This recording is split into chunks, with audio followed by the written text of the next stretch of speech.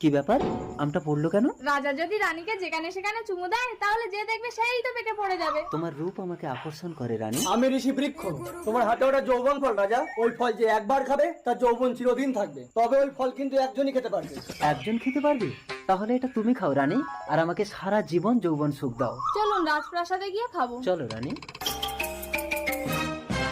মনময়, এটা যৌবন ফল আমার স্বামী আমাকে দিয়েছে। আমি চাই তুমি এটা খেয়ে সারা জীবন আমার যৌবনের স্বাদ মেটাবে। ঠিক আছে খেয়ে নেবো। মনময় খাবে কিন্তু, আমার যৌবনের স্বামীর থেকে জ্বালা আমি রে তোমাকে ভাই। বেশি ভালোবাসি। মুক্তা ভাই, তুমি আমাকে সব থেকে বেশি শারীরিক সুখ দাও। আমি চাই তুমি এই যৌবন ফলটা খেয়ে সারা জীবন আমার যৌবনের স্বাদ মেটাবে। ঠিক আছে দাও মন্ময়। নাও। এই যৌবন ফলটা খেয়ে আমাকে সারা জীবন শরীর বিক্রি করতে হবে? অসম্ভব। না না, এই জঘন্য নোংরা কাজ আমি আর করব না। এই যৌবন ফলটা রাজা ভালো মশাইকে বুদ্ধি। বিক্রি করলে আমার অভাব মিটে যাবে।